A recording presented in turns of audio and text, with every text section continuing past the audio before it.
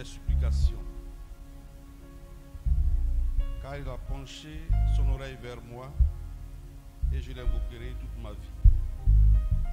Les liens de la mort m'avaient environné et les angoisses du sépulcre m'avaient saisi. J'étais en proie à la détresse et à la douleur, mais j'invoquerai le nom de l'Éternel. Ô Éternel, sauve mon âme. L'Éternel est miséricordieux et juste. Notre Dieu est plein de compassion. Amen. On va simplement élever la voix pour dire merci au Seigneur, lui confier la suite de ce moment. Je dis éternellement, nous sommes reconnaissants pour ce moment. Tu as dit là où 2 ou 3 sont assemblés en ton nom, tu es là au milieu d'eux. Et nous croyons que tu es là, Seigneur. Nous nous sommes déplacés avec notre cœur, avec les désirs dans notre cœur, Seigneur. Nous croyons que tu vas les combler simplement, Seigneur. Que ton précieux nom soit béni. Assiste-nous. Sois là, Père. Que nous voyons ta gloire simplement. Nous t'aimons et nous voulons te voir, Seigneur, entrer en scène dans notre vie. Merci pour ce message que nous allons entendre. Que le nom du Seigneur soit béni. Amen. On va entendre un message, le précieux message du prophète William Allen Branham, la vie éternelle et comment la recevoir. Soyons à l'écoute et Dieu nous bénira certainement. Amen.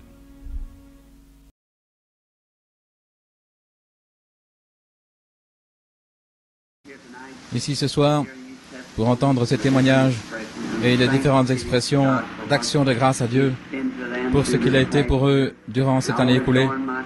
Et je veux joindre mon témoignage avec eux. Je pensais les sœurs là derrière rendant témoignage du pain sur l'eau, et ensuite frère Slaughter, frère Graham parlant de quand tous les rouages de la vie mortelle s'immobiliseront. Peut-être c'est incompris ici-bas, mais là devant le trône, Dieu connaît tout au sujet de toutes choses.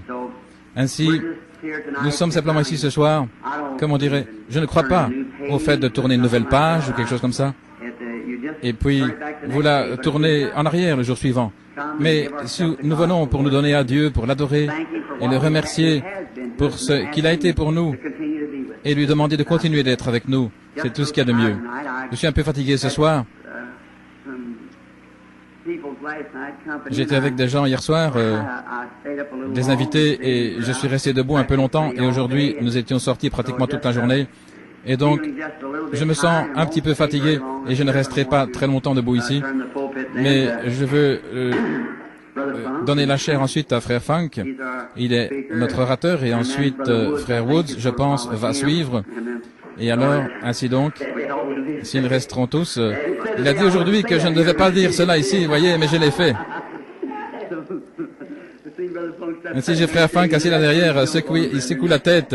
C'est une petite plaisanterie pour lui, frère. Mais c'est juste, certainement, ils ont le privilège de suivre dans quelques minutes. Ainsi, nous avons beaucoup d'orateurs ici ce soir. Et il nous reste 3 heures. Et alors, nous essaierons de nous dépêcher aussi vite que possible. Et parfois, juste ces petites choses que je désire dire en ce moment, c'est concernant le témoignage de la sœur là-bas, sœur Leopard, je crois, c'est son nom. J'ai instauré un nouvel ordre ici, comme vous le savez, il y a quelques semaines, à propos des appels des gens au bureau. Et alors, frère Cox et les autres me retransmettront le cas, quoi que ce soit, et pour me laisser aller comme je me sens conduit à aller. Et oh là là, c'est la façon de faire.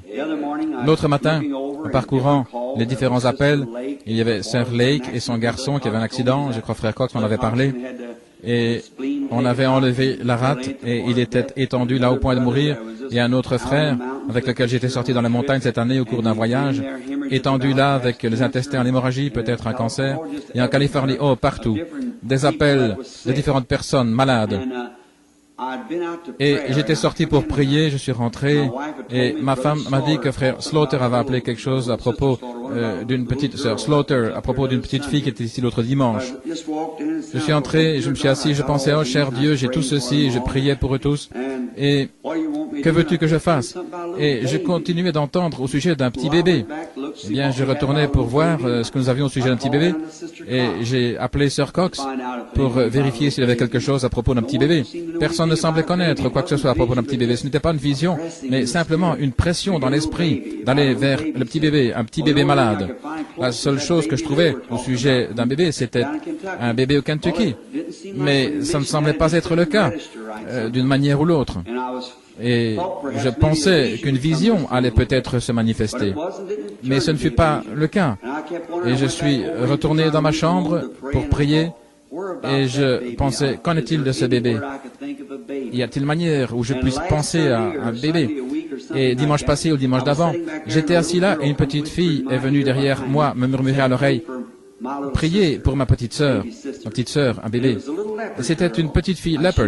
Elle est peut-être ici ce soir. Je ne sais pas, une petite gamine, une belle petite fille. Je me suis retourné et j'ai dit, « Très bien, ma petite chérie, comme ça. » Ainsi, j'ai incliné la tête et j'ai commencé à prier pour le bébé. Et puis j'avais oublié. Et aussitôt, à ce moment-là que c'est revenu à la pensée, quelque chose est arrivé. Je savais alors que c'était Dieu. Alors, j'ai été demandé à Meda où ils habitaient. Elle ne savait pas exactement. Ainsi, nous avons regardé dans l'annuaire pour avoir son numéro. Et j'ai dit qu'ils avaient un bébé malade il y a une semaine ou une dizaine de jours. Un bébé malade. Et il y avait quelque chose à ce sujet. Regardez. Et j'ai téléphoné là-bas et personne ne répondait. J'ai appelé Madame Cox ensuite et j'ai eu la dame ici, sa mère. Ainsi, j'ai téléphoné à la maman et je lui ai dit ce qu'il en était. Elle est peut-être ici. Je suis désolé de ne pas reconnaître cette femme. Je connais peut-être son visage. Elle m'a dit que le bébé était à l'hôpital dans un état sérieux et qu'il recevait une transfusion sanguine à ce moment-là. J'ai dit, sœur, je ne sais pas, je ne peux pas dire que c'est une vision maintenant parce que ce n'est pas le cas, mais il y a quelque chose en moi qui me pousse vers ce bébé. Il semble, j'ai simplement ce bébé devant moi. J'ai dit que je n'allais pas aller maintenant, car il faut tout un temps pour faire la transfusion. Je crois qu'ils la font dans la tête, donc je sais que c'est très douloureux. J'ai simplement attendu et j'ai prié pour le bébé et je me suis préparé. Je pensais, c'est l'endroit où le Seigneur me conduit. Puis je me suis précipité à l'hôpital et j'ai demandé pour voir le bébé. Ils m'ont envoyé là où se trouvait le bébé. Et dans la chambre, j'ai rencontré la mère qui est ici maintenant. Et elle m'a dit que sa maman l'avait contactée 1 heure auparavant, quelque chose comme cela, pour lui dire que le Seigneur me poussait à aller vers ce bébé. Et quand elle est retournée vers le lit, le bébé était en train de rire et de gigoter. Je suis arrivé là, et le petit gars était simplement en train de se démener, de rire, de boire son biberon, tout aussi normalement que n'importe quel enfant. J'ai simplement posé la main sur le petit gars, vous voyez, et je l'ai béni, et puis je suis sorti, et j'ai entendu la mère dire il y a quelques instants qu'il l'avait ramené à la maison. C'était hier quand c'est arrivé, et aujourd'hui, le bébé est à la maison en bonne santé. Ça, c'est mieux que 100 appels que je ferai moi-même. Rester tranquillement devant le Seigneur afin qu'il puisse simplement dire où aller et chaque fois c'est parfait. C'est le Seigneur qui conduit. Les gens disent venez ici frère Branham, où allez là. Ça vous met dans une telle agitation vers celui-ci, celui-là, et que Dieu ne peut pas vous parler. Si vous voulez seulement vous asseoir et dire je te remercie Seigneur, déposer ça devant le Seigneur, que veux-tu que je fasse, tu sais que je suis ton serviteur. Voyez, le Seigneur, sachant que j'irai là, aussitôt qu'il a parlé à mon cœur, il a guéri le bébé avant même que j'y arrive. C'est vrai, voyez. Oui, monsieur. Voyez, ce n'était pas moi qui suis allé là. Maintenant, vous dites, qu'est-ce que c'était, frère Branham? Voyez, nous avons des dons dans le corps de Christ.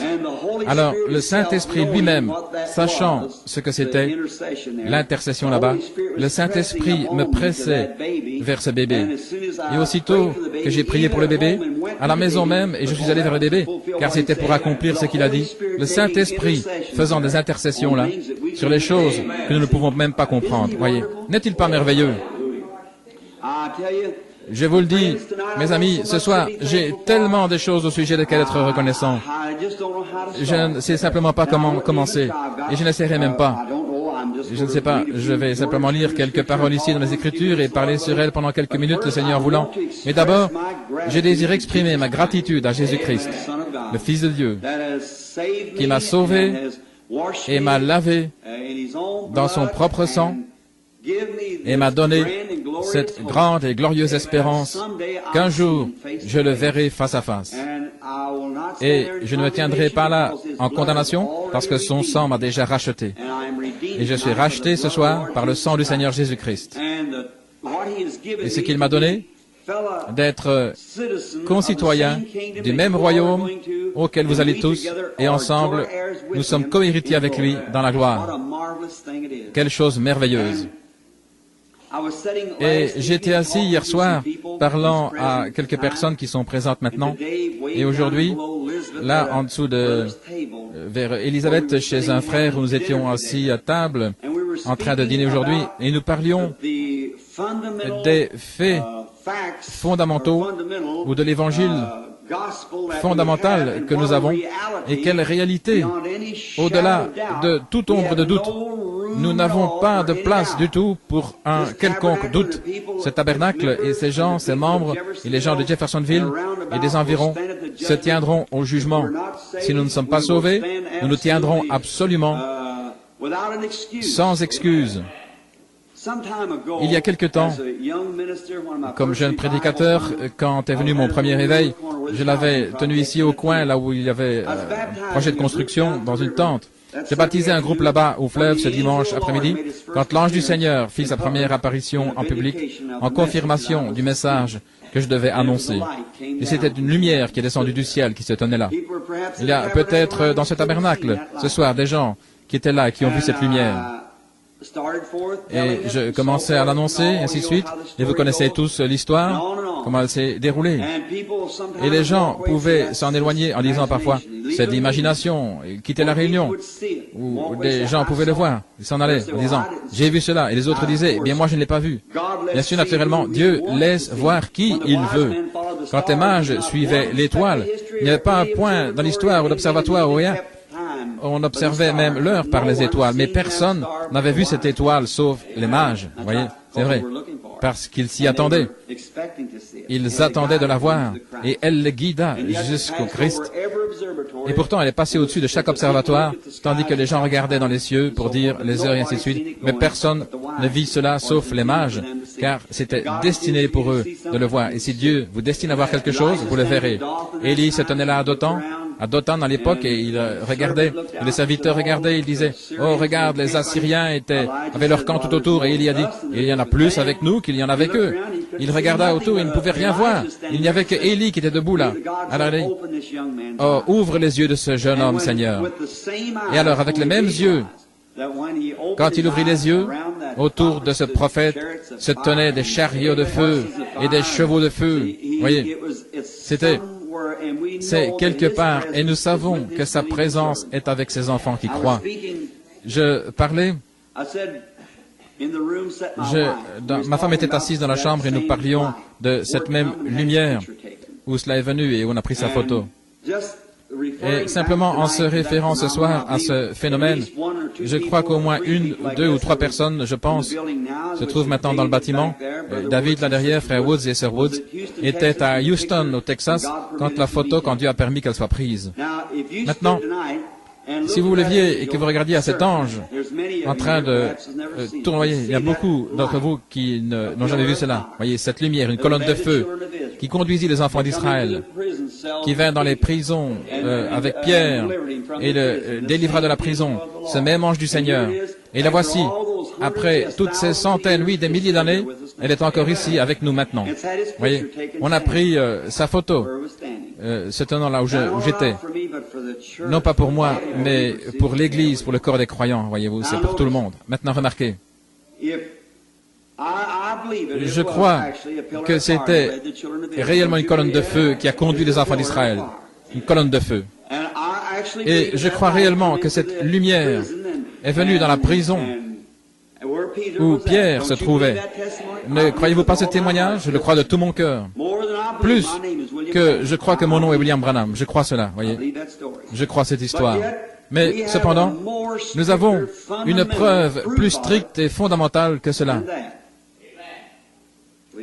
Certainement. Nous avons une preuve plus stricte et fondamentale. Maintenant, je crois cela par la foi.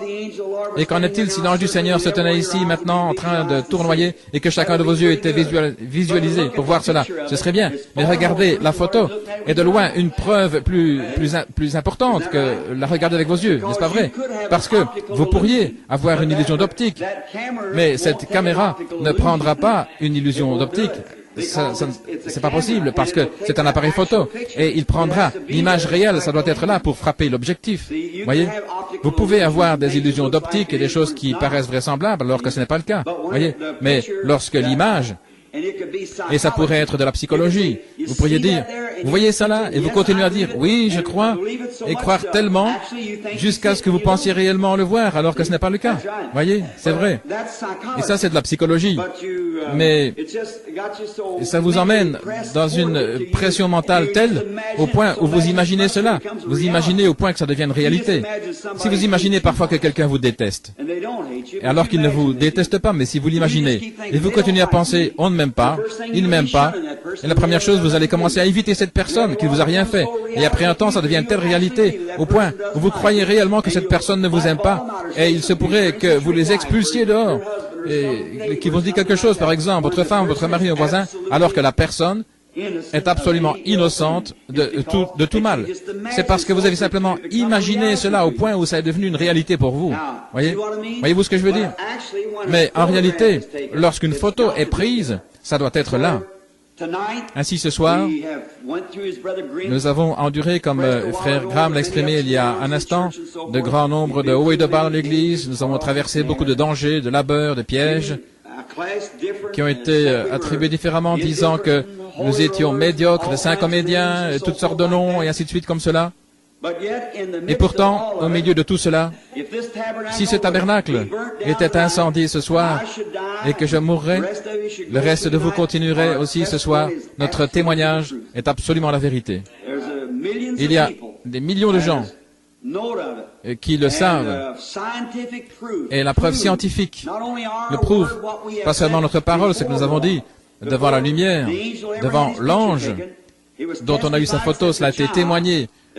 Depuis que je suis enfant, que cette lumière est venue il y a des années, beaucoup. Parmi vous m'en avez entendu parler, des années et des années. Je connaissais tout à ce sujet des années avant que la photo ait été prise.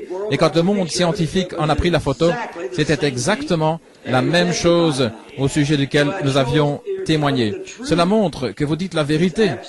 C'est absolument la vérité. Ainsi ce soir, je suis si reconnaissant de savoir que le grand Jéhovah Dieu, qui autrefois avait rugi du mont Sinaï, qui autrefois s'est tenu sur la montagne et a enseigné les béatitudes, et a ressuscité les morts, il est ressuscité, il est au milieu de nous ce soir. Il est le même, comme il le fut alors, il est aujourd'hui et le sera pour toujours. Et pensez que lui, le Dieu du ciel, s'est humilié pour descendre et s'associer avec des gens comme moi, des pauvres gens, ne possédant pas beaucoup des biens de ce monde, et illettré comme je le suis, et pourtant, il m'a tant aimé qu'il est descendu et m'a sauvé par sa grâce.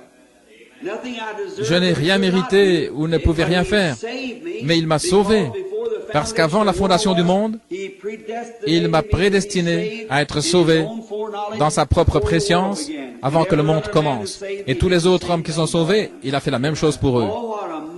Oh, quelle chose merveilleuse! Quelle merveilleuse opportunité!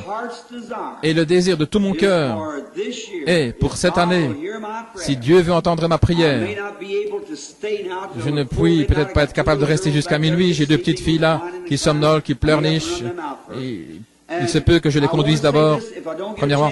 Et je veux dire ceci, si je n'ai pas la possibilité de rentrer pour témoigner,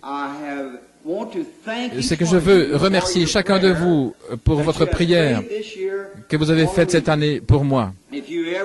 Si jamais vous me laissez tomber, je suis fini. C'est comme si vous me souteniez debout dans la prière. C'est ainsi que je persévère dans la bataille.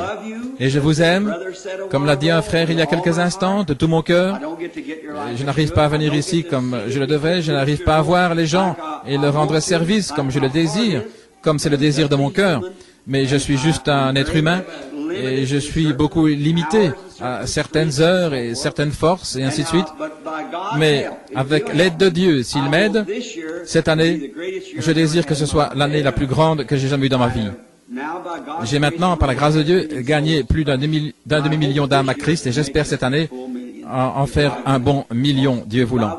Naturellement, si Dieu le veut, je vais commencer à nouveau à partir des pays étrangers, aussitôt que nous sommes financièrement capables de le faire, et ainsi de suite, et entrer dans d'autres pays par là où nous pouvons gagner autant de milliers en une fois. Et je sais que le jour est proche. Les heures sont passées, les lumières du soir sont là, les amis, et je désire faire tout ce que je peux, car c'est l'unique moment que vous et moi serons jamais des êtres mortels. C'est l'unique moment où nous aurons jamais le privilège dans toute l'éternité de gagner quelqu'un à Christ. Faisons-le. Tout ce que nous pouvons faire, mettons chaque heure, dans la mesure de notre possibilité, à sa gloire. C'est mon intention pour cette année qui vient. Et avec l'aide de Dieu et vos prières, j'y arriverai. Ainsi, priez pour moi. Et maintenant, inclinons la tête un moment pour l'ouverture de la parole. Père, c'est ta parole éternelle posée ici devant moi. Personne dans le ciel ou sur la terre ne fut digne de prendre le livre, d'ouvrir les sceaux ou regarder dessus, excepté l'agneau qui a été immolé dès la fondation du monde. Maintenant, nous l'invoquons. Et si nous avons trouvé grâce à tes yeux, nous prions, ô agneau de Dieu, que tu prennes ces quelques instants maintenant, tandis que nous tournons les pages de ta parole, et que tu puisses l'ouvrir à nos cœurs, car nous le demandons dans le nom de Jésus. Amen. Maintenant, j'allais étudier, juste un petit moment cet après-midi, quelque chose sur lequel parler pour ce soir, mais je ne suis pas rentré à temps pour le faire. Ainsi, ma femme est venue avec Billy, et je devais simplement parcourir la Bible, et je pensais, je parcourais cela Melchisédek, et j'ai pensé, oh là là, si je continue avec cela, les autres frères n'auraient pas le temps de parler. Ainsi, je garde cela pour dans quelques jours, Dieu voulant, quand nous aurons beaucoup de temps. Et alors, j'ai trouvé le 10e chapitre des Actes qui parle de l'Église primitive. Si quelqu'un le désire, il y a une Bible qui voudrait ouvrir dans les Actes le 10e chapitre pour juste une petite exhortation pendant quelques moments. Et pendant que vous ouvrez, je donnerai une petite avant-première du passé. Dimanche passé, il y a une semaine, je crois, ou c'était le dimanche d'avant, nous avons étudié dans le livre des Actes concernant l'Église primitive. Nous sommes dans Acte 2, je crois, où quand ils laissèrent aller, comment Pierre leur a dit, comment ils devaient se repentir, être baptisés dans le nom de Jésus-Christ pour la rémission de vos péchés et recevoir le Saint-Esprit. Maintenant, je voudrais faire une petite expression. Est-ce que tout le monde entend bien ici à partir de l'estrade? Écoutez, tout le monde a dit, frère Bill, personne ne vous comprend. Eh bien, je suis peut-être quelque peu étrange, vous savez, mais ce n'est pas mon intention. Mais j'ai mes idées des choses et mes convictions. Et je suis entièrement convaincu que beaucoup de choses qui sont dans les Écritures sont apostoliques, sont celles que nous ne réalisons pas en ce jour. Par exemple, une chose, beaucoup de gens ont dit, comment, lorsque vous sortez dans ces réunions évangéliques, comment recevez-vous 30 000 personnes à l'hôtel pour être sauvées? Ils n'ont pas à venir à l'hôtel pour être sauvés. La seule chose qu'ils doivent faire, c'est croire au Seigneur Jésus-Christ. Est-ce vrai?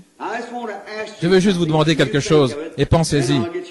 Alors, j'aurai vos lettres la semaine prochaine. Je ne peux pas être un catholique, car le catholique croit que cette parole est inspirée, mais que l'Église est au-dessus de la parole. Je ne peux pas être un protestant, car les protestants prennent simplement autant qu'ils pensent qui est correct et que le reste n'est pas inspiré. Donc, je crois en ce que dit la Bible et que c'est la vérité. Je crois que c'est la parole de Dieu. Et afin de croire cela, j'ai dû abandonner ma vie entière et toute ma volonté à cela. Croire que c'est la vérité et qu'il n'y a rien d'autre que cela qui soit la vérité. Il n'y a rien à ajouter, rien à retrancher. C'est simplement comme c'est censé être. Et quiconque retranchera de ce livre y ajoutera, ça sera retranché. Quiconque retranche ou ajoute, c'est l'entière volonté de Dieu. Et c'est la révélation de Jésus-Christ aux gens. C'est vrai. Maintenant, En vue de faire cela, je dois croire que la parole de Dieu est absolument la vérité. Et dans Actes 2:38, quand Pierre a dit, « Repentez-vous chacun de vous », il dit, « Hommes, frères, que pourrons-nous faire ?» Premièrement, il voulait être sauvé. Maintenant, regardez, il parla à des non-croyants. Regardez ce qu'il a dit. Il a dit, « Repentez-vous chacun de vous ». Que signifie se repentir? Se repentir signifie être désolé pour ce que vous avez fait. Par exemple, qu'en est-il si je me retournais ici et si je frappais mon frère sans cause et que je veuille me repentir pour cela? Je dirais, frère Neville, je suis désolé d'avoir fait ça. Voyez? Eh bien alors, si je dis, je suis désolé et que je fais cela du fond de mon cœur, je suis repentant. Et si je suis désolé pour mes péchés et que je demande à Dieu de me pardonner, je suis repentant, n'est-ce pas vrai? Très bien. Pierre a dit, repentez-vous ou soyez désolés pour vos péchés. Et ensuite, soyez baptisés dans le nom de Jésus-Christ pour la rémission de vos péchés. Et vous recevrez le don du Saint-Esprit. Est-ce vrai? Très bien. Quand Paul et Silas avaient une réunion, et ils avaient été jetés en prison, battus, parce qu'ils avaient chassé un mauvais esprit d'une diseuse de bonne aventure, et pendant qu'ils étaient dans la prison de Philippienne, cette nuit-là, pendant qu'ils chantaient des chants, le Seigneur envoya un tremblement de terre et secoua la prison si fortement que les fers, les entraves tombèrent de leurs mains. Le geôlier tira son épée pour se tuer, et Paul dit, « Ne te fais point de mal, car nous sommes tous ici. » Et il dit, « Que pouvait-il faire pour être sauvé? » Il lui a dit, « Crois au Seigneur Jésus-Christ de tout ton cœur, et tu seras sauvé, toi et ta famille. » Remarquez. Crois au Seigneur Jésus-Christ. Maintenant, si un homme est désolé pour ses péchés, je veux y aller doucement afin que cela pénètre vraiment profondément. Si un homme regrette et est désolé pour ses péchés et se repent étant désolé pour ses péchés et accepte Jésus-Christ comme son sauveur de ses péchés et est baptisé dans le nom de Jésus-Christ, Dieu est dans l'obligation, à cette minute-là, de donner à cet homme le baptême du Saint-Esprit. S'il ne le fait pas, il n'a pas gardé sa parole. Est-ce vrai? Maintenant, pourquoi toutes ces réunions d'attente? Pourquoi toutes ces évidences et les choses que nous avons? Maintenant, Jésus a dit, dans Saint Jean 5, 24, « Celui qui écoute ma parole et qui croit en celui qui m'a envoyé a la vie éternelle qui dure à toujours. » Maintenant, si c'est la vie qui dure à toujours, que signifie pour toujours? Ça signifie sans fin. Celui qui écoute mes paroles et qui croit en celui qui m'a envoyé a la vie sans fin. Voilà pourquoi toutes ces allées et venues, essayer d'être sauvés de toutes ces choses. Alors, si vous avez la vie sans fin, vous ne pouvez pas périr. Votre vie ne le peut, parce que vous avez la vie éternelle. Maintenant, si quelqu'un d'entre vous veut voir ce mot, le mot grec, Zoé, Z-O-E, le mot grec qui signifie la vie de Dieu. Car si c'est éternel, il y a seulement une chose qui est éternelle, et c'est Dieu. Il est d'éternité en éternité, tu es Dieu.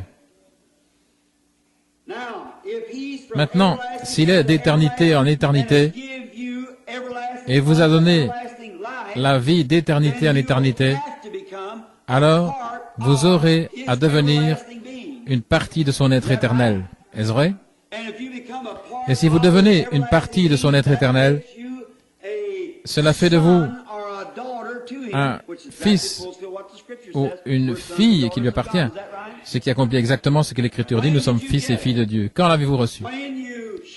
Quand vous avez crié? Quand vous êtes allé à l'autel? Quand vous avez parlé en langue? Quand vous avez cru? Nous baptisons tellement de personnes qui ne croient pas. Nous entendons beaucoup qui parlent en langue, mais qui ne croient pas. Nous les avons façonnés à des évidences, formés, nous les avons disposés. Quand vous faites ceci, vous l'avez. Il n'y a rien dans la Bible, nulle part dans la Bible, vous pouvez fixer un homme en disant, parce qu'il a fait ceci, c'est un chrétien. Il est un chrétien parce qu'il croit et sa propre vie porte le fruit de l'esprit. Peu importe ce qu'il fait, voyez. C'est cela. Maintenant, quand vous croyez, vous recevez la vie éternelle. Et la vie éternelle est Dieu. Et Dieu est le Saint-Esprit. Est-ce vrai? Si Dieu et le Saint-Esprit, c'est la même personne, alors Jésus avait deux pères. Jésus a dit que Dieu était son père et la Bible dit que le Saint-Esprit était son père. Ainsi, les deux étaient la même personne. Et si vous recevez Dieu, la vie éternelle en vous, alors qu'avez-vous reçu? Voilà ce que je veux savoir. Vous saisissez l'idée? Nous sommes tellement pleins de théories. L'Église, parce qu'elle est devenue une dénomination. Cette dénomination trouve ceci, on croit en ceci, on a fait une dénomination, et on ne peut plus avancer plus loin. C'est cela, mais l'Église de Dieu avance constamment. Elle s'éloigne et laisse les dénominations se former. Elle s'écarta de Luther, elle s'est écartée des méthodistes, elle s'est écartée des baptistes, des presbytériens, et elle s'est écartée des pentecôtistes, certainement. Parce que la vie éternelle continue d'avancer. Vous voyez? Et vous la recevez, pourquoi? Parce que vous croyez au Seigneur Jésus-Christ. Maintenant, il y a ces deux choses, regardez. Vous êtes soit un incrédule ou un croyant. C'est soit le jour ou la nuit. Est-ce vrai? Maintenant, je ne peux pas dire une grande partie de ceci est la nuit, juste ce que je vois à travers cette fenêtre. Non, la chose entière est la nuit. C'est vrai. Maintenant, comme je l'ai souvent dit, fumer des cigarettes, chiquer du tabac, boire du whisky, ce n'est pas péché. Ce sont les attributs du péché. Vous faites cela parce que vous êtes un incrédule. Et vivre de manière juste, sain, paisible, calme, tranquille, aimable et sociable, et ainsi de suite, ce n'est pas parce que vous êtes un chrétien. Ce sont juste les attributs de la chrétienté.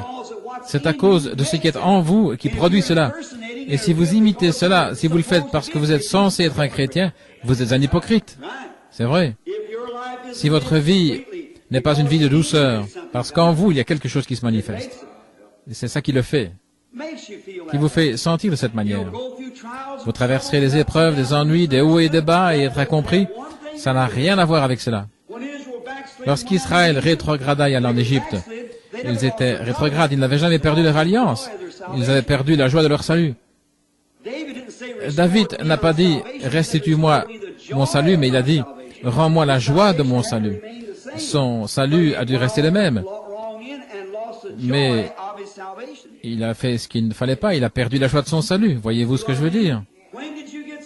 Quand avez-vous été sauvé? Quand avez-vous été sanctifié? Quand avez-vous été rempli du Saint-Esprit?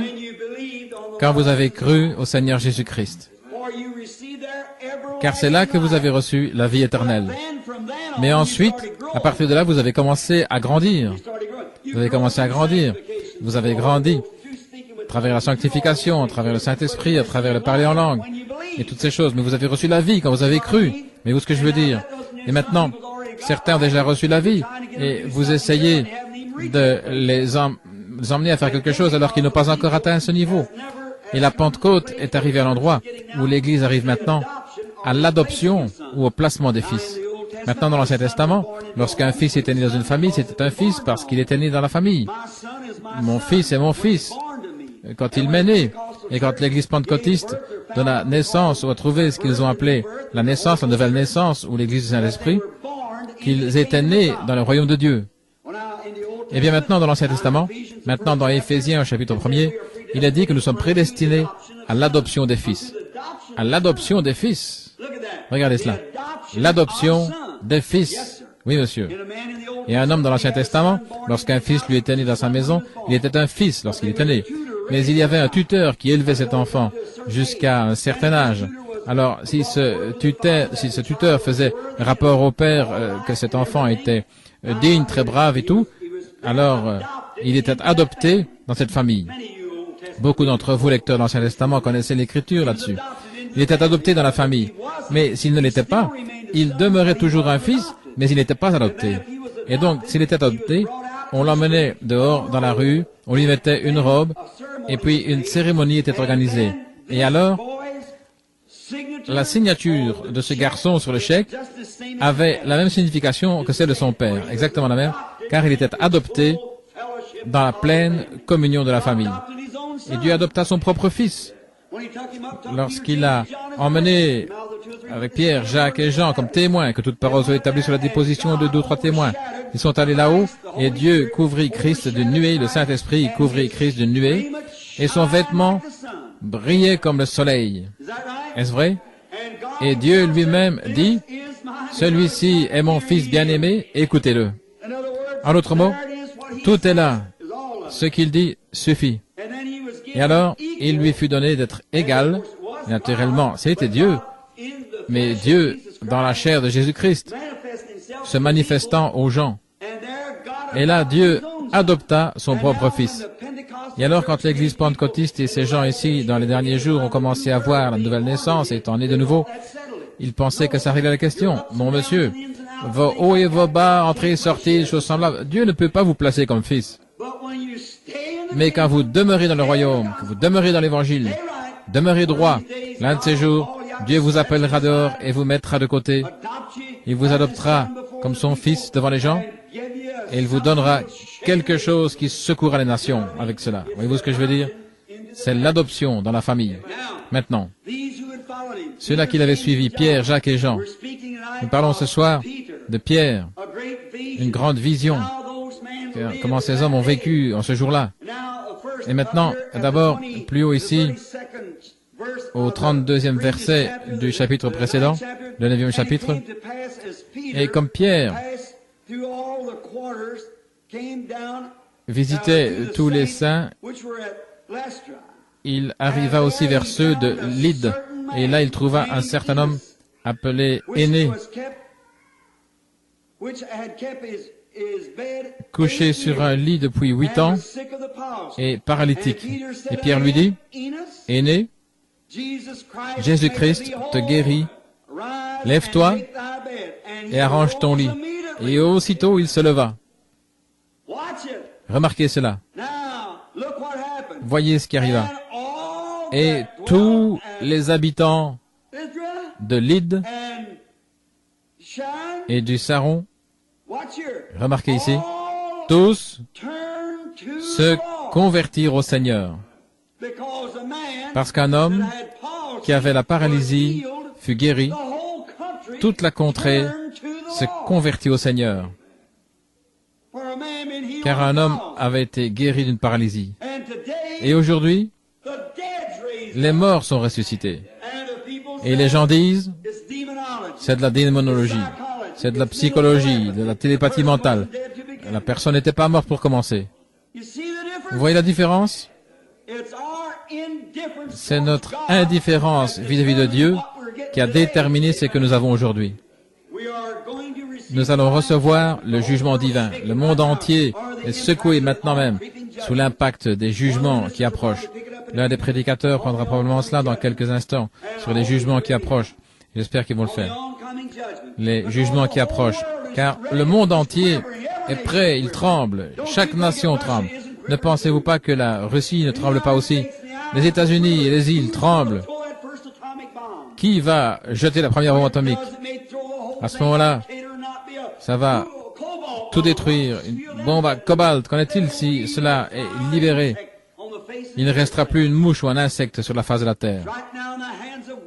Et dès lors, entre les mains des hommes méchants, pécheurs, destinés à l'enfer, et votre destination de ce séjour terrestre, j'ai dit le séjour terrestre, est confiée aux mains des hommes méchants et pécheurs. Il ferait mieux de veiller où est engagée la destination de votre âme. Si elle n'est pas engagée vers le ciel et vers Dieu, tournez-vous ce soir avec tout votre cœur et ne laissez pas la vieille année s'écouler sans vous tourner vers Dieu, car votre destination terrestre est déterminée par les mains des hommes méchants, cruels, froids de cœur et athées. Et c'est là qu'est déterminé votre corps. Quoi qu'on veuille faire à propos de cela maintenant, ça vous achèvera. Que Dieu ait pitié. Et Dieu, dans sa tendre miséricorde, envoie des signes, des prodiges, des miracles et tout, il prêche l'Évangile, et les gens s'en détournent constamment. Alors comment pouvez-vous vous attendre à autre chose qu'au jugement? Vous devez le recevoir. Et un homme étant guéri de la paralysie, toute la contrée s'est tournée vers Christ. Alors qu'ici nous avons des rois, des potentats, des monarques, des gens du Congrès et tous les autres, avec leurs afflictions, leurs maladies, et la mort disparue, et on les voit revenir à nouveau à la vie, et les nations, la nation méprise et ridiculise cela. Oh frère, que nous reste-t-il si ce n'est le jugement? S'il n'y a jamais eu un temps où Dieu a réveillé son peuple, c'est bien aujourd'hui. Pour cette année qui vient, puisse Dieu oindre ses prédicateurs comme des flammes de feu, car vous êtes dans les derniers jours, les temps de la fin. Regardez ici, ce même homme est descendu, il y avait une fille nommée Tabitha, qui signifie Dorcas, qui mourut lorsqu'elle était là-bas. Et Pierre était monté à Joppé, on envoya le chercher, on l'y amena, il entra là, elle était étendue, un cadavre, il fit sortir tout le monde, il se mit à genoux, il pria. Ayant terminé, il s'avança, la prit par la main et la fit se lever. Et elle fut rétablie, elle était en vie. Regardez ce qui est arrivé. Et il arriva juste avant cela. Et cela fut connu dans tout Joppé, et beaucoup crurent au Seigneur. Beaucoup ont cru. Et aujourd'hui, on dirait, je doute fort qu'elle ait été morte. Elle était juste dans le coma, ou quelque chose comme ça. Je ne crois pas à une chose pareille. Voyez-vous, il se débarrasse de tout par vos explications. Et quand vous faites ça, avec le surnaturel, vous vous débarrassez du Dieu même que vous adorez. Certainement. Il est le Dieu surnaturel. Très bien. Maintenant, arrêtez ces apôtres, frères. Ils avaient été avec Jésus.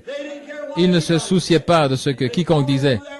On les fait venir là une fois et leur dit que les jours de miracles étaient passés, et on les a fouettés, les a mis en prison, on les garda toute la nuit, et le matin suivant, ils furent passés en jugement, et on vient découvrir qu'ils étaient ignorants et illettrés, mais ils pouvaient remarquer qu'ils avaient été avec Jésus.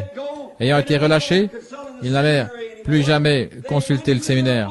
Ils allèrent vers les leurs, et lorsqu'ils s'assemblèrent, expliquant ce que le Seigneur avait fait, ils s'assemblèrent et ils firent cette prière, Seigneur, et cela s'accomplit ce qu'avait dit le prophète. Pourquoi ce tumulte parmi les nations et ces vaines pensées parmi les peuples? En disant, vraiment, donne-nous la puissance en étant dans la main de ton saint enfant Jésus pour guérir les malades, que les signes et les prodiges s'accomplissent. Et pendant que ces gens priaient d'un commun accord, le bâtiment trembla là où ils étaient assemblés. Ce dont nous avons besoin ce soir, c'est d'une réunion de prière dans l'unité où nous nous lions tellement ensemble d'un cœur et d'un commun accord et faire une prière comme cela. Alors nous aurons un autre moment de tremblement. Amen. Remarquez, Pierre, autrefois, celui qui avait renié le Seigneur, autrefois, celui qui ne croyait pas en lui, ou qui l'avait renié et qui alla pleurer amèrement, il s'est repenti. Maintenant, il a reçu le Saint-Esprit. Écoutez-le prêcher. Et il y avait à Césarée un homme nommé Corneille, un centurion dans la cohorte italienne. Cet homme était pieux, il craignait Dieu avec toute sa maison. Et il faisait beaucoup d'aumônes au peuple. Et il priait Dieu continuellement. Quel homme! Maintenant, rappelez-vous qu'il était un païen, pas même un juif. Il était un gentil, un centurion, établi sur une centaine d'hommes. Mais c'était un homme craignant Dieu. Dieu a toujours trouvé parmi les gentils des hommes craignant Dieu. Pendant que je marchais aujourd'hui avec un jeune homme, j'ai dit, quand j'arriverai au ciel l'un de ces jours, une chose que je désire faire, c'est d'aller serrer la main à un certain gars. Et il a parlé à propos de celui qu'il voulait voir. Et il voulait lui serrer la main et pour différentes choses. Et comment Dieu a béni les gens. Et lorsque Uri, après que David ait pris Bathsheba comme femme, Et on l'envoya chercher, on l'amena et elle devint enceinte. Et il la fit retourner afin de pouvoir mettre cela sur le dos d'Uri. Et il n'était pas un gentil. Il n'était pas un juif, c'était un gentil. C'était un Héthien, un prosélyte à la religion juive. Et il lui dit d'aller chez lui et de rester un moment avec sa charmante et belle femme. Et il a dit, à Dieu ne plaise que je fasse une chose comme cela, pendant que l'arche de Dieu est sur le champ de bataille. Et il refusa de le faire. Et frère, quand j'entrerai dans la gloire, je désire aller voir Uri et lui serrer la main, en disant que Dieu soit loué, car ton témoignage a signifié quelque chose pour moi dans mon séjour terrestre. Je désire aller voir Daniel et lui dire, tu sais Daniel, lorsque tu es là sans crainte devant ces lions, ce témoignage a signifié quelque chose pour moi. Oui, monsieur. Je veux voir l'apôtre Pierre et dire, Pierre, cette nuit-là, quand tu étais en prison, et le Seigneur est venu dans une grande lumière et a brillé sur toi. Oh, j'avais toujours admiré cela. Et tu avais commencé à suivre cette lumière et la porte s'ouvrit devant toi et elle te prit jusque dans la rue. Tu avais pensé que tu étais en train de rêver. Quel temps! Il n'y aura pas d'endroit tranquille dans le ciel quand tous les rachetés s'assembleront là. Ce sera quelque chose de merveilleux qui arrivera là-haut quand tous les rachetés y entreront. Et voici ce centurion, la maison de Corneille. Voyez comment Dieu a tellement arrangé cela. Maintenant, Corneille était un homme craignant Dieu.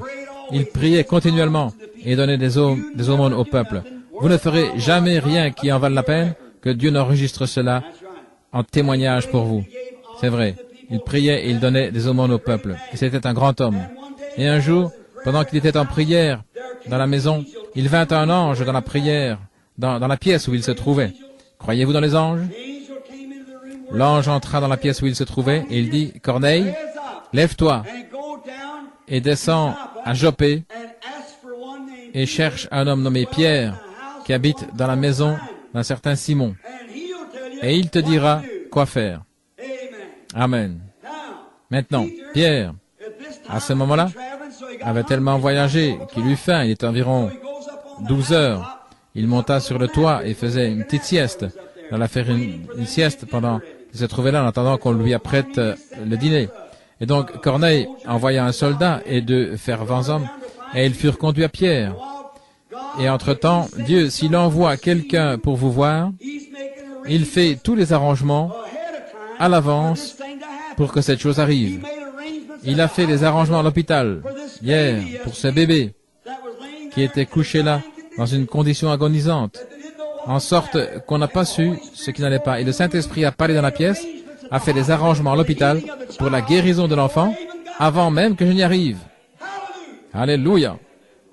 En Finlande, quand ce petit garçon était couché là, mort, sur la route, et son père et sa mère qui revenaient des champs en courant et en criant et en claquant les mains, Dieu avait arrangé à l'avance sa résurrection 2 ans avant ce temps. Gloire au Seigneur. Et ce soir, pendant que nous sommes ici dans cette église et que nous endurons les choses comme nous l'avons, Dieu a préarrangé notre résurrection. À un jour glorieux, il viendra. Tout est préarrangé. Et les hommes et les femmes qui pensent à cela, quelquefois, les poètes changent ces chants. Oh, il y aura une rencontre dans les airs. Il y a environ 15 ans, j'étais debout sur cette estrade où je me tiens ce soir avec un grand diagramme en train d'enseigner. Et il y avait un petit groupe de pentecôtistes venus de Louisville. Et je n'avais jamais cru à la façon de danser de ces gens. Et il y avait une petite dame qui était montée ici pour jouer du piano. Et ils allaient chanter un chant spécial. Et ils battaient aussi sur une boîte de conserve. Et j'étais très critique à l'égard de cela. Je pensais, que va-t-il se passer? Cette femme va chanter un chant spécial. Elle se mit à jouer. La dame devait battre sur la planche et cette petite fille blonde sautait ici. Et elle se mit à danser dans l'esprit. Et moi, j'étais là dans le siège d'un moqueur. Je désire donc que vous regardiez à cela. Et je me mis à parler à mon église au point qu'ils se demandaient tout ce que j'allais faire. Regardez cela. Maintenant, ils sont en train de faire une taverne là de mon église. J'étais assis là, ne sachant pas mieux. Je ne disais rien, mais dans mon cœur, je pensais cela. Et je l'observais là pendant qu'elle dansait. Et la première chose, vous savez, j'ai dit, attendez une minute. Je me demande si cette dame a une écriture pour cela. Et je me mis à penser aux Écritures. Et j'ai dit, où la danse a-t-elle jamais été ordonnée? En premier lieu, dans la Bible. C'est vrai. Et je pensais, qu'est-ce qui les faisait danser? J'ai vu que les enfants d'Israël, lorsqu'ils traversèrent la mer Rouge, Myriam regarda en arrière et vit tous les chefs de corvée noyés. Elle ramassa un tambourin et se mit à danser. Et elle battait ce tambourin et courait le long de la rive en dansant. Et les filles d'Israël la suivaient en dansant. Et je pensais, c'est la victoire. J'ai vu David, lorsque sa petite chérie assise là, derrière cet éventail, elle s'est vantée regardant son petit ami, David, qui s'était là. Et puis voici l'arche dont frère Graham a parlé tout à l'heure. Et David l'a vu venir et il s'est mis à danser en tournant et en tournant. Eh bien, elle dit, tu m'embarrasses. Il a dit, si tu n'apprécies pas cela, regarde ceci. Et il s'est mis à nouveau à tournoyer, à tournoyer. Vous savez quoi? Dieu regarda du ciel et a dit, David, tu es un homme selon mon propre cœur. C'est vrai. Et je pensais, vous savez, il y a quelque chose qui ne va pas avec moi. Je n'ai peut-être pas assez de victoire. Et j'avais mon pied méthodiste pendant ce temps-là qui tapotait. Et la première chose que vous savez, Dieu est mon juge. Avant que je me rende compte de ce que je faisais, j'étais là sur le plancher en train de danser avec cette fille. C'est vrai. En tournoyant. Alors j'ai dit, oh Dieu, enlève-moi de ce siège de moqueur. Et que j'examine sensiblement toutes choses avant d'exprimer un jugement. Amen. Dieu fait des choses étranges. Je ne croyais pas à nombre d'absurdités. Je ne crois pas à un tas de pourritures, mais je crois à une parole de Dieu réelle, véritable, remplie de l'Esprit, du Saint-Esprit, qui se prêche en puissance et en démonstration. Amen. Car c'est cette chose-là qui m'a sauvé, c'est la chose qui m'a conduit jusqu'ici, c'est la chose qui m'a secouru quand le docteur avait dit que je mourrais, c'est la chose qui m'a sauvé à l'heure de ma mort, et c'est la chose qui me ressuscitera, et c'est la chose avec laquelle j'irai au ciel. Si jamais j'y entre, je devais aller par elle, parce que je ne connais rien d'autre que cela, et je ne veux rien connaître d'autre. C'est vrai. Connaître Jésus et lui crucifier, et c'est tout. S'il est crucifié, alors cela crucifie ma chair avec la sienne, et je suis mort aux choses du monde. Bien, amen. Vous savez, je deviens religieux. Je commence à me sentir comme ça, remarquez. Mais voici. Oh là là, quel temps. Quelle merveilleuse réunion ils avaient. Corneille dit, allez donc là-bas, demandez celui qui est nommé Pierre. Il dit, il n'avait jamais entendu parler de lui auparavant. Et Pierre là-haut pensait, Seigneur, je ferai une petite sieste juste avant de prendre mon dîner. J'ai tellement faim, je suis fatigué. Et alors, il est entré dans une transe. Les Écritures le disent. Je crois qu'il est tombé dans une transe. Oui. Et à ce moment-là, il a vu une nappe descendre, toute pleine de reptiles. Et une voix dit, lève-toi, tue et mange. Et il a dit, non, Seigneur, je suis un juif. Rien d'impur, de souillé n'est jamais entré dans ma bouche. Il a dit, n'appelle pas souillé ce que j'ai purifié. Et il dit, lève-toi. Il y a quelqu'un qui t'attend à la porte. Va de l'avant, ne doute de rien, suis-le. Amen. Maintenant, Pierre, avec ses manières un petit peu béates, vous savez, il avait, comme que dirait, un certain prestige parmi les gens. S'il devait veiller sur ce qu'il mangeait, c'était un juif. Il avait été élevé, un rigoureux presbytérien, vous savez, quelque chose comme cela. Il devait veiller sur ce qu'il faisait à cause de son église. Ainsi le Seigneur dit, suis ces gentils, ne prête aucune attention à ce qui se fait ou quoi que ce soit. Et lorsqu'il est dans la maison de Corneille, sur le champ, Corneille rassembla tous les siens. Et il lui raconta comment il avait vu l'ange. Et il dit, et donc, Pierre, j'ai envoyé te chercher. Et lorsque Pierre se mit debout là, il commença à prêcher. Alors que Pierre prononçait ces mots, le Saint-Esprit descendit sur eux. Et ils furent tous remplis du Saint-Esprit. Et ils se mirent à prophétiser, à parler en langue. Ils passèrent un temps merveilleux. Et il dit, peut-on refuser l'eau? Ceux-ci ont reçu le Saint-Esprit avant qu'ils soient baptisés. Et il ordonna qu'ils soient baptisés au nom du Seigneur Jésus. Et Pierre resta quelques jours avec eux. Ça, c'est l'Église apostolique, avançant dans l'Esprit, partout où Dieu ordonnait. Pierre se passa de son dîner. Pierre descendit pour suivre le Seigneur. Et si Dieu peut prendre un homme ou une femme aujourd'hui, dans ce tabernacle ou ailleurs, qui ne prêtera aucune attention à ce qui se passe autour de lui, mais qui se soumettra au Seigneur comme une unité individuelle, Dieu conduira le même homme aujourd'hui qu'il le conduit alors. Et il prouve qu'il est avec nous.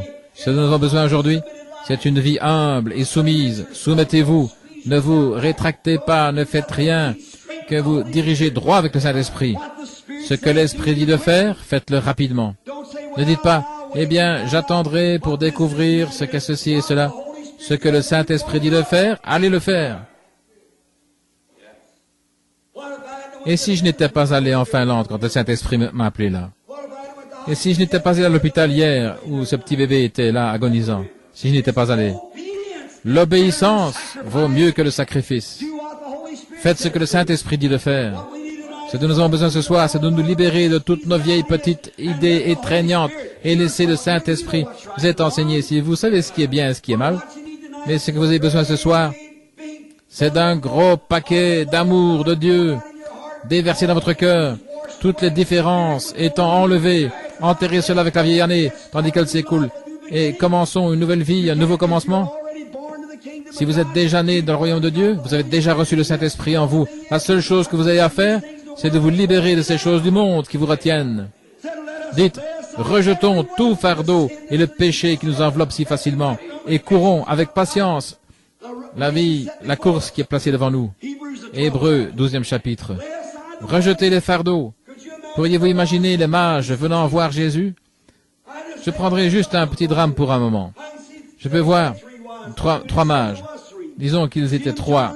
Jim, John et George. Disons que c'était leur nom. Et ils étaient venus voir Jésus. Et je peux les voir tous s'apprêter pour partir. Nous prendrons ce gars, Jim.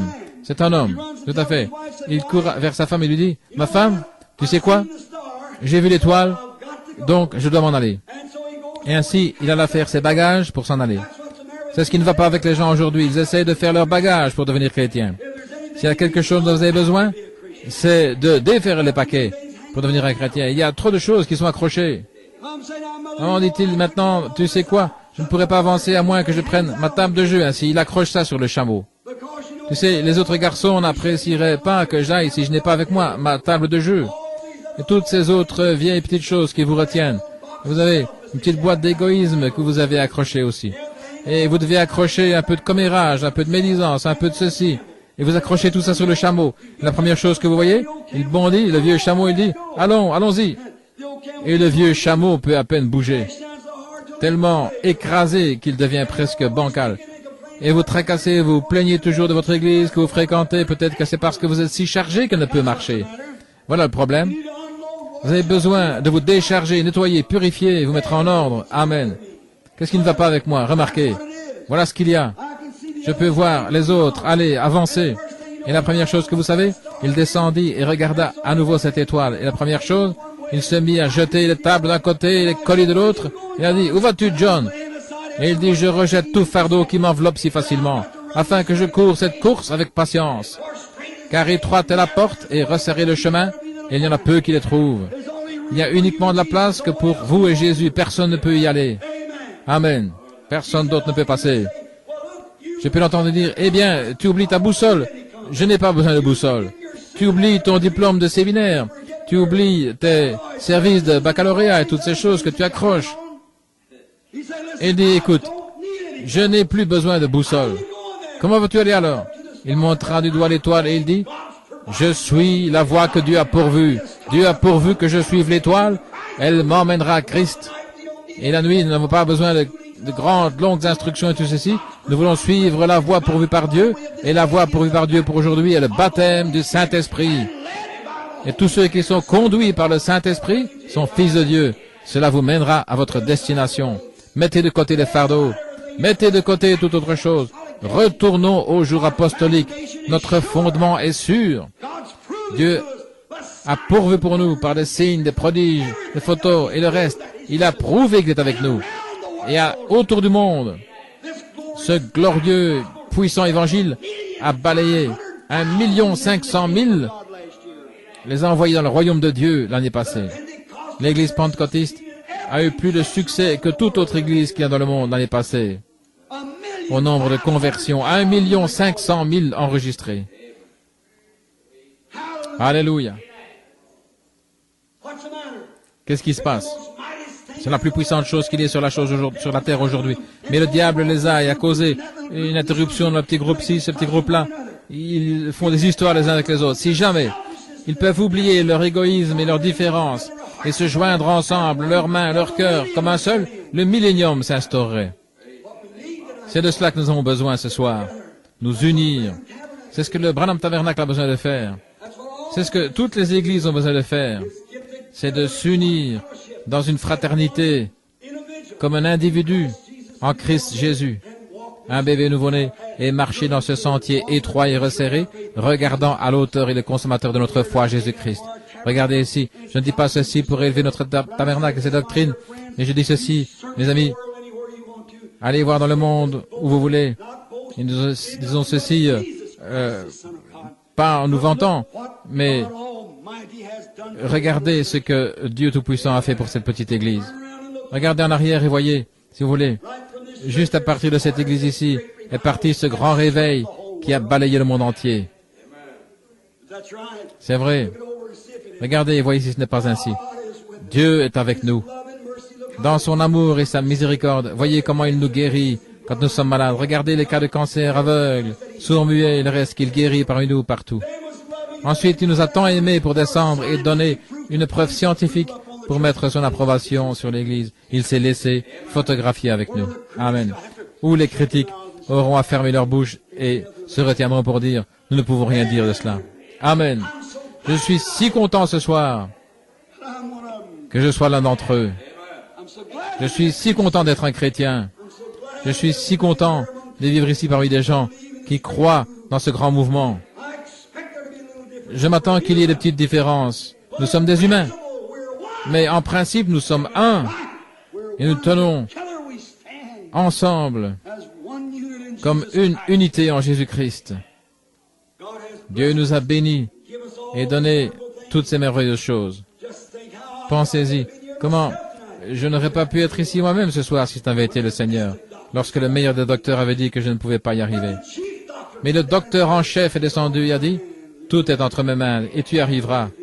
Et j'ai cru en lui. Comment Sœur Weaver est-elle assise là? C'était un squelette assis sur une chaise roulante lorsqu'on l'avait amené ici pour être baptisé dans le nom de Jésus-Christ. Et le docteur lui donnait de vivre jusqu'au matin avec un cancer qui la rongeait, il y a 7 ou 8 ans. Et la voici ici ce soir avec nous.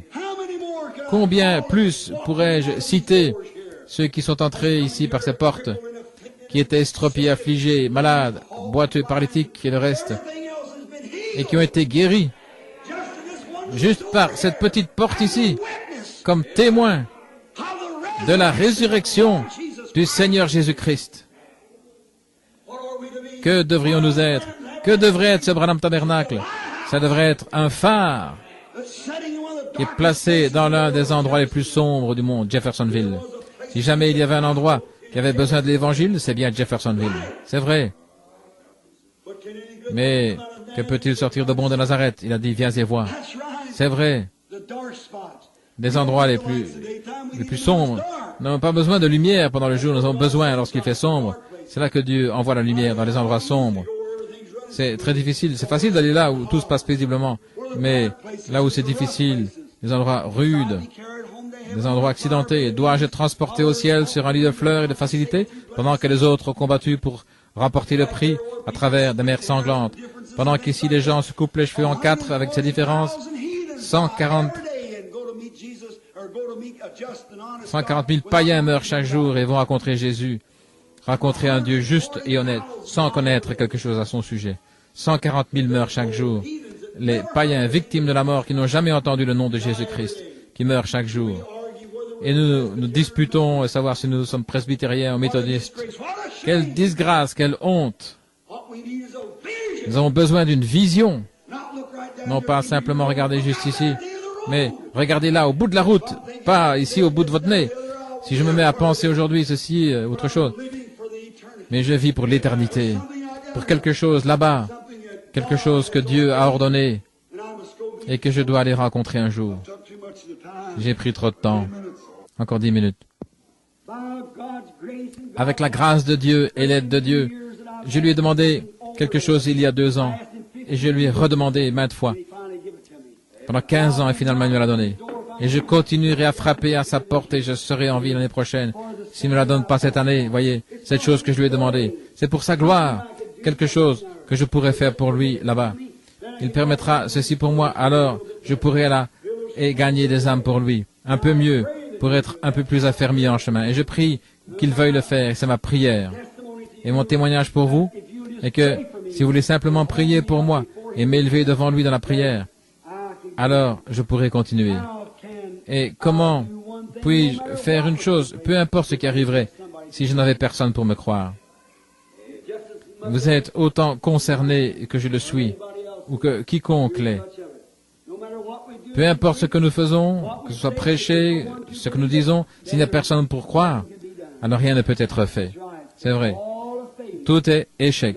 Rien ne peut être fait, excepté que nous assemblions et que nous croyons l'un en l'autre. Je crois en vous et vous croyez en moi. Et ensemble, nous croyons en Dieu. Et nous croyons que son esprit nous conduira. Maintenant, frère Funk, allez-vous venir? Vous tenez le bébé maintenant. C'est votre excuse, frère Woods. Je pense que vous êtes le suivant. Frère Woods dit frère Jackson. Très bien, et lui a adopté frère Jackson. Alors je pense que frère Jackson sera le suivant. Que le Seigneur bénisse notre frère Jackson, qui est le suivant. Est-ce que vous aimez le Seigneur? Très bien. Sœur Gertie, venez un instant. Je désire que vous chantiez un chant avec moi. Et tout le monde va chanter. Je vais essayer. Je suis enroué comme c'est pas possible. J'ai un gros rhume. Et quelque chose à la tête. Mais je désire que vous m'aidiez à chanter ce bon vieux chant. Donnez-moi le ton. Je ne sais pas ce que c'est, mais donnez-moi une note, car je veux chanter le ruisselle de sang, cet évangile que je prêche, qui ruisselle de sang. Ne croyez-vous pas? Très bien. Tous ensemble maintenant.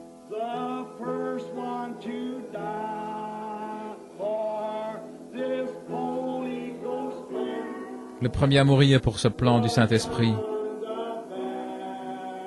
fut Jean-Baptiste. Mais il mourut comme un homme. Ensuite vint le Seigneur Jésus. Ils le crucifièrent. Il prêcha que l'Esprit sauverait les hommes du péché. Il continue à ruisseler de sang, oui. Il ruisselle de sang. Cet évangile du Saint-Esprit, il ruisselle de sang. Le sang des disciples qui moururent pour la vérité. Cet évangile du Saint-Esprit, il ruisselle de sang. Ensuite, ils ont lapidé Étienne. Il prêcha contre le péché. Il les rendit si furieux qu'ils le lapidèrent. Mais il mourut dans l'esprit, et il rendit l'âme, et il alla rejoindre les autres, cet hôte qui donne la vie. Il ruisselle de sang, oui, il ruisselle de sang, cet évangile du Saint-Esprit. Il ruisselle de sang.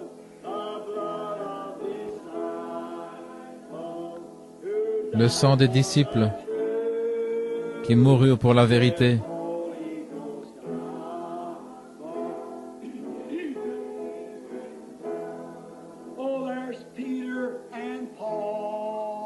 Il y a Pierre et Paul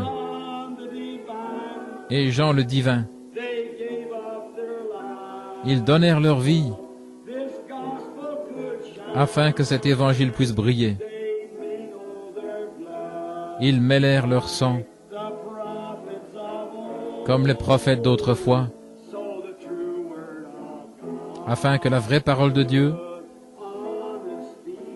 puisse sincèrement être annoncée.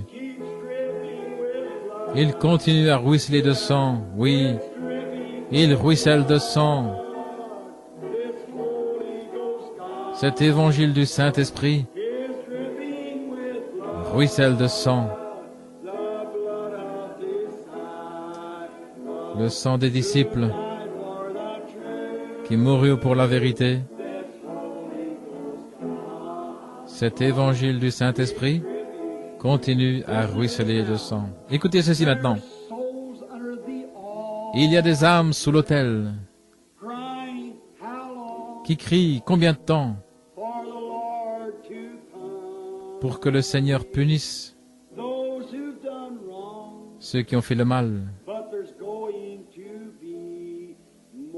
Mais il y en aura encore plus qui donneront le sang de leur vie pour cet évangile du Saint-Esprit et son flot cramoisi. Levons-nous maintenant. Il ruisselle de sang. Oui. Il ruisselle de sang. Cet évangile du Saint-Esprit, il ruisselle de sang. Le sang des disciples qui sont morts pour la vérité. Cet évangile du Saint-Esprit ruisselle de sang. N'êtes-vous pas content d'être l'un d'entre eux? Quel genre d'évangile? Le même évangile qui leur fut donné, les mêmes signes, les mêmes prodiges qui suivent, la même colonne de feu, le même Seigneur Jésus, la même guérison des malades, la même puissance de l'Esprit, tout qui continue d'avancer, et les mêmes persécutions qui arrivent. Cet évangile du Saint-Esprit ruisselle de sang. Tous ensemble maintenant. Tournez-vous et serrez la main de quelqu'un et dites que le Seigneur soit loué.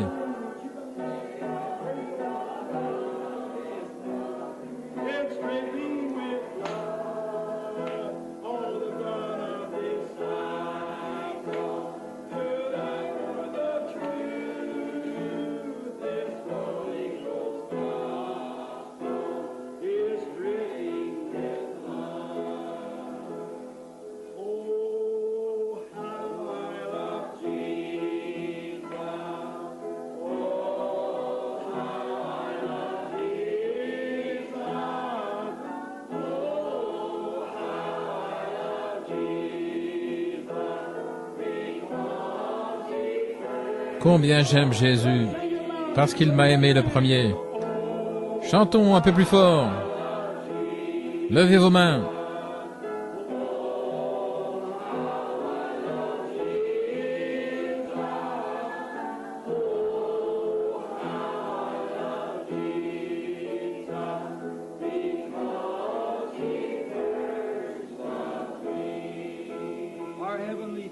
Notre Père céleste, nous te remercions ce soir pour le Seigneur Jésus-Christ, pour sa puissance, pour son amour, et de savoir que dans le grand et noble jour dans lequel nous vivons, quand les prophètes d'autrefois virent à l'avance ce jour et donnèrent des commandements à son sujet, disant comment les hommes seraient emportés, hautains, amoureux du plaisir plus que de Dieu, ayant une forme de piété, mais renieraient ce qui en fait la force. Quand il a dit qu'il y aurait des moqueurs dans les derniers jours, et ils se moqueraient et ridiculiseraient. Nous vivons là-dedans, Père. Il y aurait des raz-de-marée ébranlant les côtes, les bords de la mer, toutes ces grandes prophéties qui s'accomplissent, et des grands signes et des prodiges qui apparaissent dans les cieux, tels que des soucoupes volantes et le reste. À cause de ces signes, le monde serait dans l'effroi et tremblerait. Cela provoquerait des tremblements de terre en divers lieux et toutes sortes de choses, perplexité de temps et la détresse parmi les nations. Et il a dit en ce jour-là, alors Israël fleurirait. Alléluia. Cette vieille étoile de David à 6 branches est en train de flotter au-dessus de Jérusalem ce soir pour la première fois depuis 2500 ans. Les nations se disloquent. Le figuier bourgeonne. Tous les autres arbres bourgeonnent. Les méchants bourgeonnent. Le romanisme bourgeonne. Le communisme bourgeonne. Et ton Église produit des bourgeons. C'est le printemps qui arrive. Ô grand maître de la vie, lève-toi avec la guérison sous tes ailes, Seigneur, et donne à tes serviteurs tous les pouvoirs et les signes pour étendre la main de ton saint enfant Jésus pour accomplir des miracles et des signes et pour prêcher l'Évangile jusqu'aux extrémités du monde. Accorde-le, Seigneur. Bénis cette petite Église, bénis son pasteur, Seigneur, notre frère bien-aimé. Bénis tous ceux qui sont associés ici avec nous, tous ceux qui invoquent ton nom partout autour du monde. Aide cette année qui vient, aide, Seigneur, aide-nous à être meilleurs pour ton service. Éloigne du milieu de nous la maladie et oins-nous du Saint-Esprit. Éloigne de nous l'envie, la lutte, la jalousie et tout ce qui est impie et qu'on dise de nous que nous sommes tes enfants. Une ville qui est bâtie sur une colline qui ne peut être cachée. Accorde-le, Père. Bénis-nous et pardonne-nous de notre passé et puissions-nous dire, comme Paul, oubliant les choses du passé, nous pressons le pas vers la marque de la vocation céleste en Christ. Seigneur, envoie-moi où tu veux. Je suis prêt à partir. Donne tes ordres quand tu veux. Pardonne-nous, Seigneur, et sanctifie cette Église pour ton honneur et ta gloire, et les gens qui y sont, car nous le demandons dans le nom de Jésus. Amen. Vous pouvez vous asseoir maintenant, que le Seigneur vous bénisse.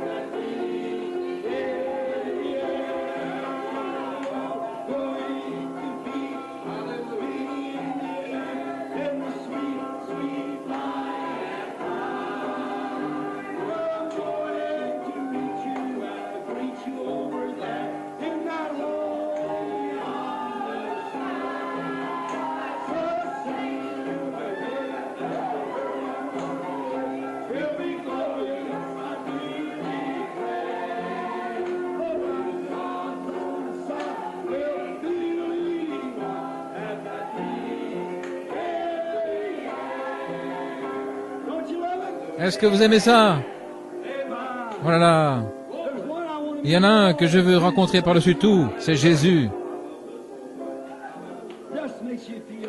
Ça vous fait sentir si réjoui, nettoyé, pur. Est-ce que vous sentez ainsi? Tout purifié. Oh, aimez-le simplement.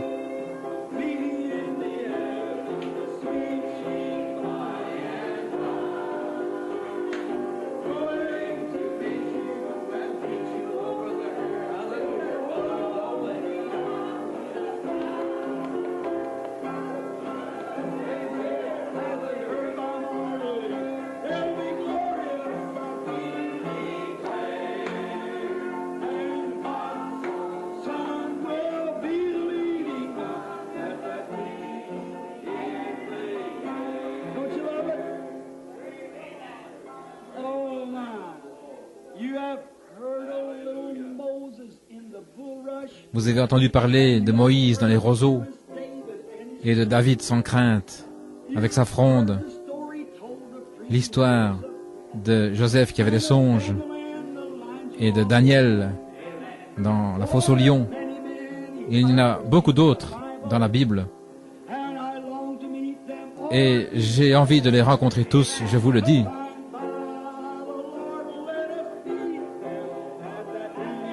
Et Dieu nous laissera les rencontrer dans cette réunion dans les airs. il y aura une rencontre dans les airs.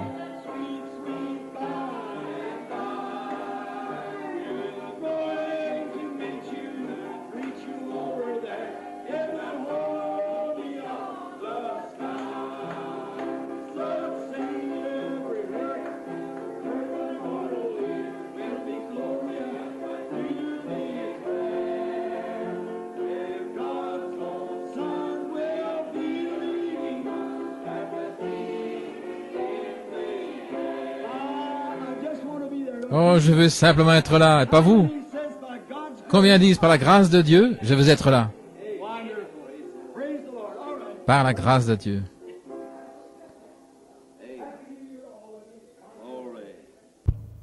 Amen. Que le nom du Seigneur soit béni. Gloire à Dieu pour ce précieux message. Nous croyons que nous avons été suffisamment bénis. Que le Seigneur soit avec nous. On va élever la voix pour une dernière fois, dire merci au Seigneur et on va rentrer. Que le nom du Seigneur soit béni. Père Céleste, nous sommes reconnaissants pour ce précieux grand message, Seigneur. Tu as encore parlé à nos cœurs, Père. La vie éternelle, comme on la reçoit, c'est en croyance simplement, Seigneur. Et nous sommes rassemblés ici, c'est un peuple de croyance, Seigneur. Oh mon Dieu, mon roi, cette bénédiction, ces paroles que tu as prononcées, Seigneur, qu'elles nous suivent et qu'elles nous gardent simplement, Seigneur. Oh, fortifie chacun, Seigneur, chaque pèlerin ici, chaque soeur et chaque frère, Père, et que la grâce que tu donnes à ceux que tu aimes, Seigneur, soit avec nous, Père.